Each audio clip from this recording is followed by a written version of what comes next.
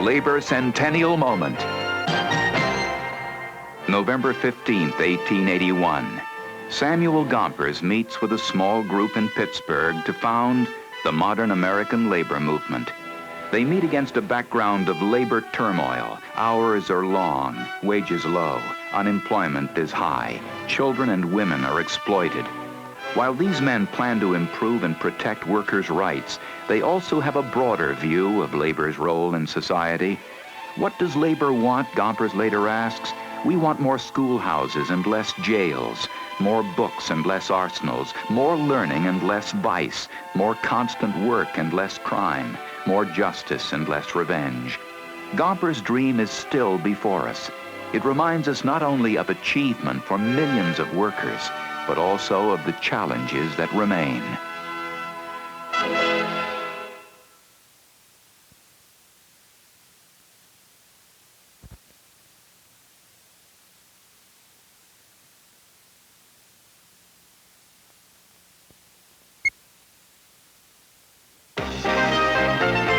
A labor centennial moment. July 5th, 1935. President Franklin D. Roosevelt signs the Magna Carta of Labor, the National Labor Relations Act. This is landmark legislation. It guarantees workers the right to organize or join unions, to bargain collectively through their own representatives, to act together for their mutual aid or protection. This historic law makes it national policy for our nation to recognize the importance of unions in our society and the right of workers to have a say about their wages and working conditions. This law has been amended over the years, but it still spells out the right of workers to organize and bargain collectively. And while workers still have the right to strike, strikes are not involved in the negotiation of 98% of today's labor contracts.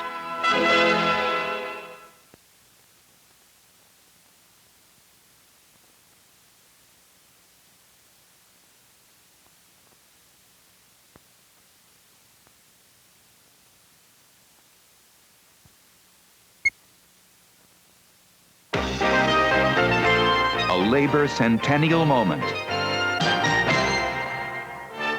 Yesterday, December 7th, 1941. Suddenly, we were into World War II and into all-out mobilization. Factories, shipyards, and assembly plants hummed 24 hours a day. More than 3 million women went to work in defense plants, and another 10 million replaced men in other types of jobs. Many joined the trade unions dedicated to producing the vast amounts of arms and supplies necessary to winning the war. Since that time, women have continued to enter the workforce in increasing numbers, doing all kinds of jobs. Many, through their trade unions, are working to achieve such goals as equal pay for equal work and better daycare centers and schools for their children. They're providing new ideas and new leadership for all of us.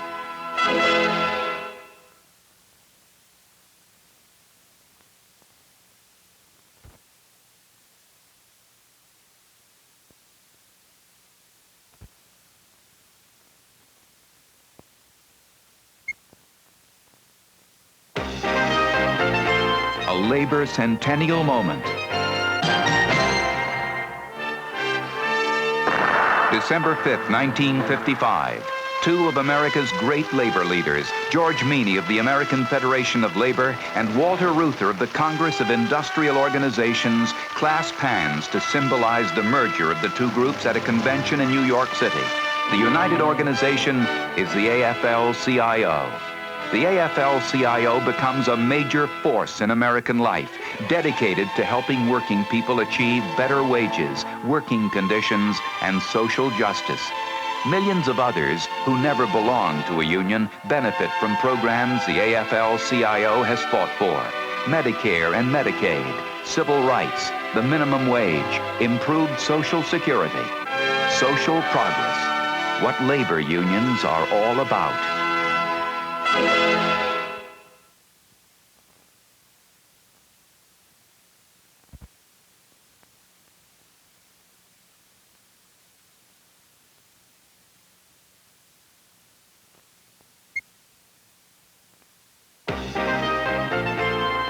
labor centennial moment.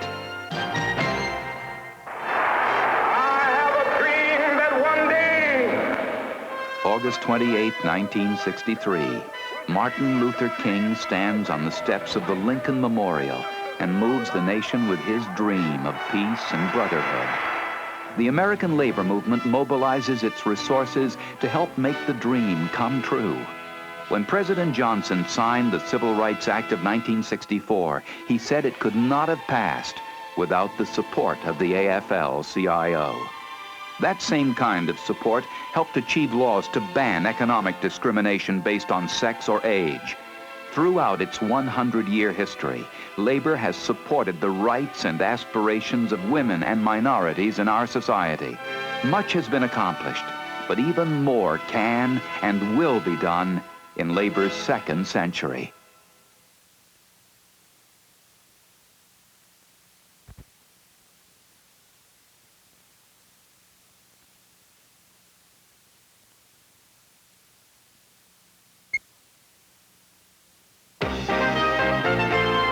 A labor centennial moment.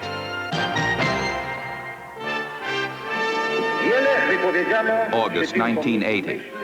Lech Walesa speaks to the workers of Poland. He is one of them, and his voice rings with conviction as he urges the Polish people to stand firm against their communist rulers and demand the right to organize a free trade union. The response of the Polish worker is overwhelming. 10 million of them rush to join Solidarity, the first free trade union behind the Iron Curtain. American workers fully support their fellow workers in Poland because they know how vital their own unions are to their jobs and their voice in society. The struggle of the Polish workers has captured the imagination of the world. It is a vivid reminder of the importance of free trade unions to freedom itself.